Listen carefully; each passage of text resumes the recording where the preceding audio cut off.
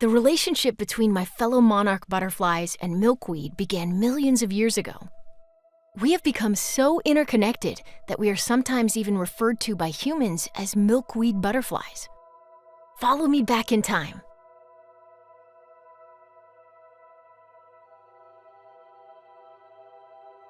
We monarchs are just one of the hundreds of species of Danainae.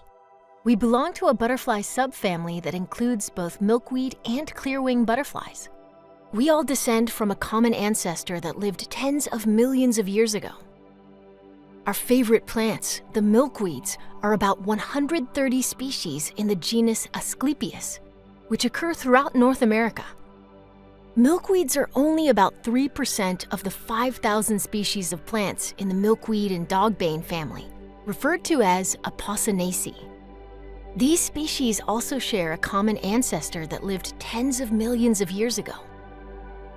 Today, you'll still find caterpillar forms of many of my fellow Danainae on many species of Apocynaceae around the world, most of them in tropical Asia, Africa, and America. Human scientists have long hypothesized that one reason for this is that our distant ancestors snacked on extinct species of the Apocynaceae family millions of years ago. But you might not know that we also have another special relationship. In addition to our relationship with Apocynaceae, many of us have a unique relationship with specialized plant chemicals called pyrrolizidine alkaloids, or PAs, which, lucky for us, are toxic and repellent to most other animals. PAs are produced by a few species of Apocynaceae, as well as many species in the borage, sunflower, and bean families. While we monarchs are unique and don't typically do this, most of our fellow adult milkweed and clearwing butterflies seek out and imbibe these toxins from vegetation or nectar of PA-producing plants. This peculiar behavior is called pharmacophagy. Butterflies do this because these plant toxins are vital for their survival. They store these PAs in their bodies as a defense against predators. Males use them to find mates, creating alluring perfumes from these toxins to attract females. During mating, males transfer their stored PAs to the female butterflies, who in turn transfer these acquired PAs to their eggs to protect them. You might ask, how did my fellow Danainae evolve this peculiar relationship with different groups of plants at two different stages of their life cycle? Feeding on Apocynaceae as caterpillars and then seeking PAs from several different plant groups as adults. Don't most butterflies that store toxins just acquire them by feeding as caterpillars? Almost 50 years ago, an Australian scientist named John Edgar and his collaborators pondered this question and proposed a hypothesis that, if true, explains these relationships among Danainae, Apocynaceae, and pyrrolizidine alkaloids. These scientists proposed that the ancestral Apocynaceae species evolved PAs as a defense against plant-feeding animals, keeping most insects away.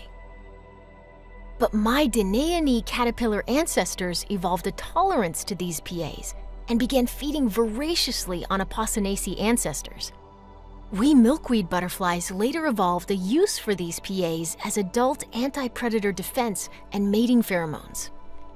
Life was great. We had our food and pharmacy in one place. A few of us, such as my Asian relative, the paper kite butterfly, live this ancestral lifestyle today. But our host plants, the Apocynaceae ancestors, had a dilemma. They used their limited resources to produce PAs that were useless against us milkweed butterflies. But PAs were still effective defenses against other insects in places where we milkweed butterflies were rare. Over time, different Apocynaceae lineages evolved different solutions. Some of them stopped producing PAs and instead evolved other defenses that were more effective against us milkweed butterflies. These defenses didn't stop our ancestors, but slowed them down enough so that the plants could survive. Other Apocynaceae lineages, ones that we didn't encounter much, kept producing PAs. Now our milkweed butterfly ancestors had a dilemma. Their lives were so intimately entangled with both Apocynaceae and PAs, they couldn't give up either. This was when they evolved the adult pharmacophagous behavior, which allowed them to feast on Apocynaceae as caterpillars and PAs as adult butterflies. Today, at the Academy of Natural Sciences of Drexel University, botanist Tatyana Livshultz is using modern tools that were unavailable to John Edgar to revisit his hypothesis to see if it describes the true interconnected history among Danainae, Apocynaceae, and PAs. I want to know if there was a single origin of PAs in the common ancestor of all Apocynaceae species fed on by Danainae, followed by multiple independent losses of PA production, as predicted by Edgar's hypothesis.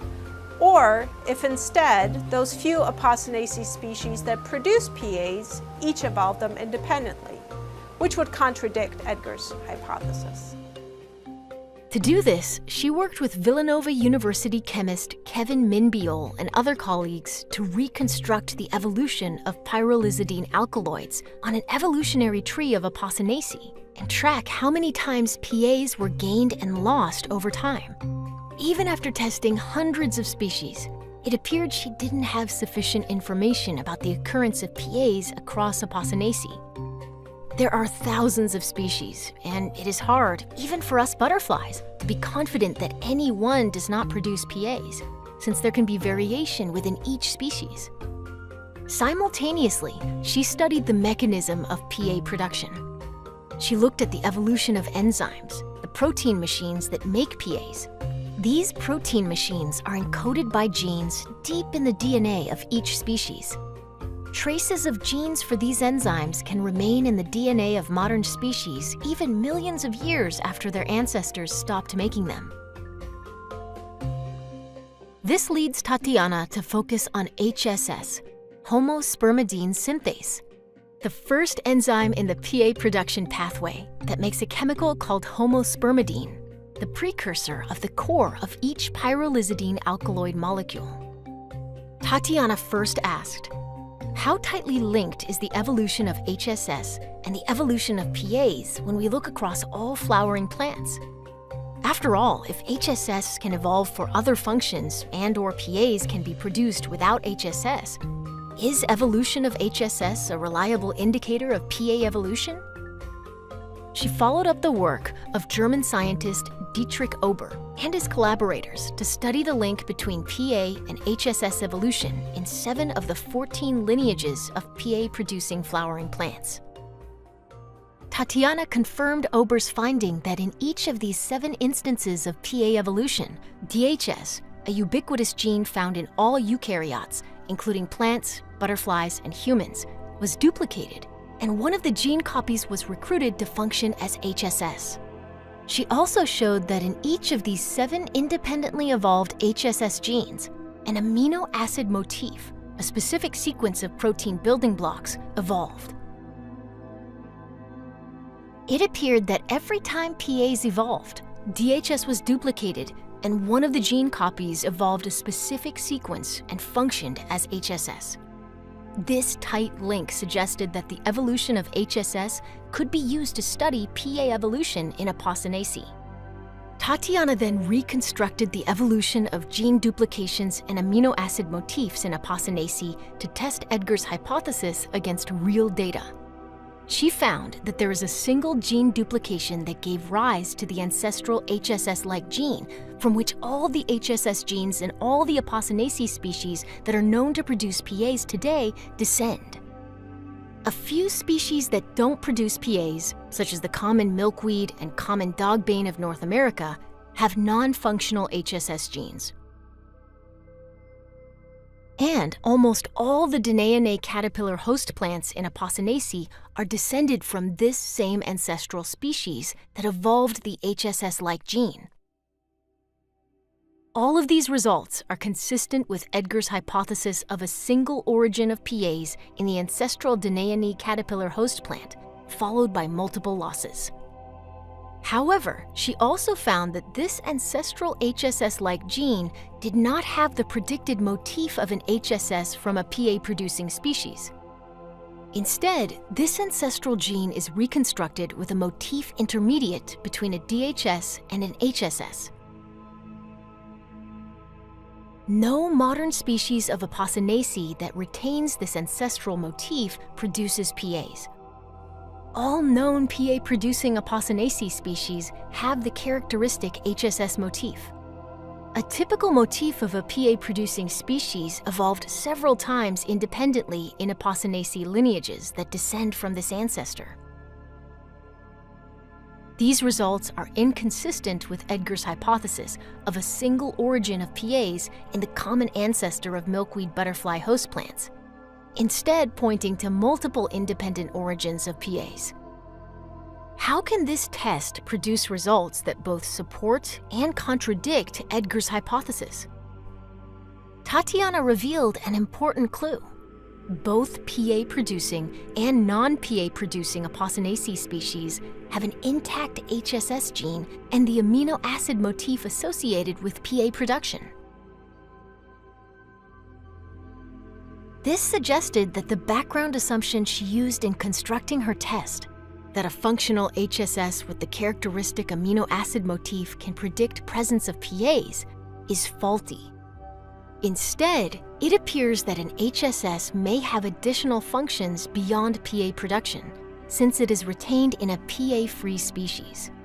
The correlation between PA and HSS evolution observed when looking across all flowering plants is strong, but when we zoom in, it's not perfect. Tatyana now believes that to reconstruct the evolution of PAs in Apocynaceae, she needs to look at the evolution of all the genes involved in PA production, not just HSS. And what does this tell us about the story of our relationship with milkweed and PAs? It tells us that the millions of years old story of our coevolution with milkweed is only now being pieced together by scientists like John Edgar and Tatyana Livshultz. Sometimes our scientific questions lead us to more questions. Luckily, our tools for answering them become sharper and more powerful over time. But the most important thing is always to begin with close observation of the natural world and to wonder about it. For example, why do Danainae butterflies love milkweed and have such strange behaviors?